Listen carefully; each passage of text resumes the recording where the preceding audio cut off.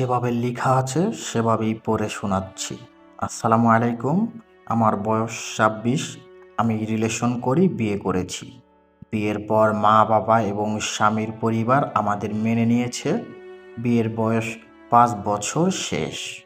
আমার স্বামী অনেক হ্যান্ডসাম এবং সুন্দর। বিয়ের পর থেকেই সে আমাকে একটু কম কেয়ার করতো। আমি তাকে প্রশ্ন করলে বলে এখন আমি তার বউ, তাই চিন্তা কম, তাই তাকে কেয়ার করে না।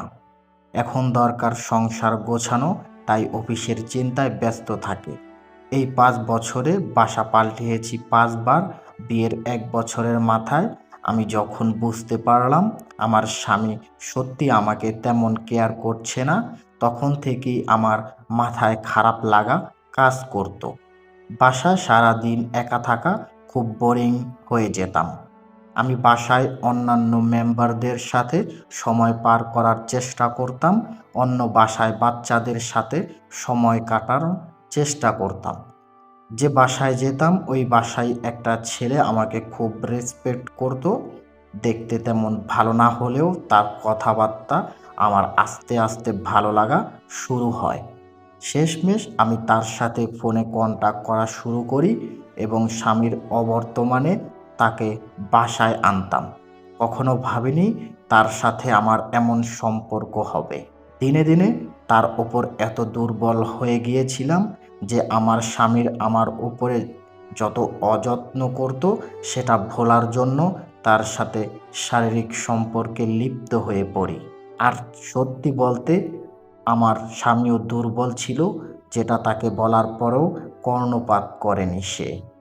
তো এইভাবে আমি ২য় বছর প্রেগনেন্ট হয়ে যাই এবং ২ মাস আমার পিরিয়ড বন্ধ ছিল। ডাক্তারের পরামর্শ ব্যতীত ইউটিউবে দেখে কিট নামক ঔষধ খেয়ে আমি বেশ অসুস্থ হয়ে যাই এবং শেষমেশ আমার পিরিয়ড চালু হয় এবং ওই বছরই আমরা বাসা চেঞ্জ করি। আমি আমার সিম কার্ড চেঞ্জ করে বেশ কিছুদিন তার সাথে যোগাযোগ বন্ধ রাখি, কিন্তু ৩.৫ মাসের মাথায় আবার তার কথা মনে হতো। আমি আমার নতুন বাসার ঠিকানা দেই, সে আবার যাওয়া আসা শুরু করে। আমি পুনরায় কনসিভ করি এবং পূর্বের ন্যায় আবার একই ওষুধ সেবন করে রক্ষা পাই। স্বামী নিজে থেকেই আমাদের বিয়ের ৩ বছর থেকে ভেবে নেওয়ার চেষ্টা অব্যাহত রেখেছে, কিন্তু কোনো কাজ হচ্ছে না। প্রথমে ভাবছি আমার স্বামীর সমস্যা, কিন্তু ডাক্তারের কাছে যাওয়ার পর ডাক্তার বলে আমার সমস্যা পুরো ১ বছর আমি ট্রিটমেন্ট নিয়েছি, কোনো কাজ হয়নি।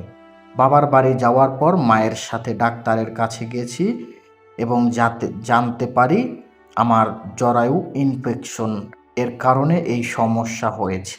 সমস্যাটা এত বেশি যে এটা কেটে অপারেশন করা লাগবে। ডাক্তার আমাকে জিজ্ঞেস করেছিল ফিজিক্যালি আমি কোনো অ্যাবর্শন করেছি কিনা বা ওষুধ ব্যবহার করেছি কিনা।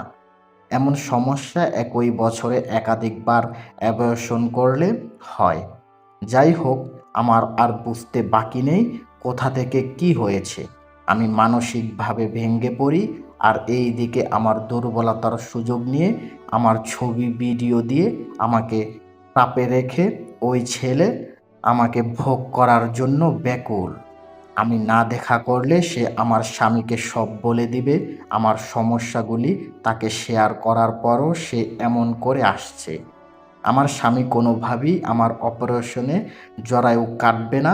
সে বলেছে প্রয়োজনে তার অর্থ সম্পদ বিক্রি করে দেশের বাইরে নিয়ে যাবে। দেশের বাইরে নিয়ে যেয়ে আমাকে চিকিৎসা করাবে। আমি যে কতটা পাপ করেছি এটা আমি এখন বুঝতে পারছি। যে ব্যক্তি তার সব কিছু বিক্রি করে আমাকে চিকিৎসা করাতে চায়, আর আমি তাকে ঠকিয়ে পাপ করলাম। আর এর শাস্তি আমি নিজেও পাচ্ছি, তাকেও দিচ্ছি। আমার হাত কাঁপছে, আমি আর লিখতে পারছি না।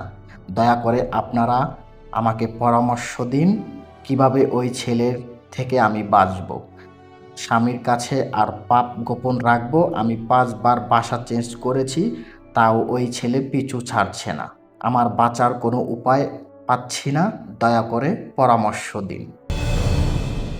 এই বলে ওনার ঘটনাটি শেষ করলেন। ঘটনাটি শুনে সবাই বোনটিকে একটি করে পরামর্শ দিবেন। ওই যে বোনটিকে ব্ল্যাকমেল করছে তাকে যেন আল্লাহ হেদায়েত দান করে। জীবন গল্প পাঠাতে চাইলে কমেন্ট সেকশনে জানাবেন। দেখা হবে পরবর্তী কোনো জীবনের গল্প নিয়ে। সবাই ভালো থাকবেন, নিজের খেয়াল রাখবেন।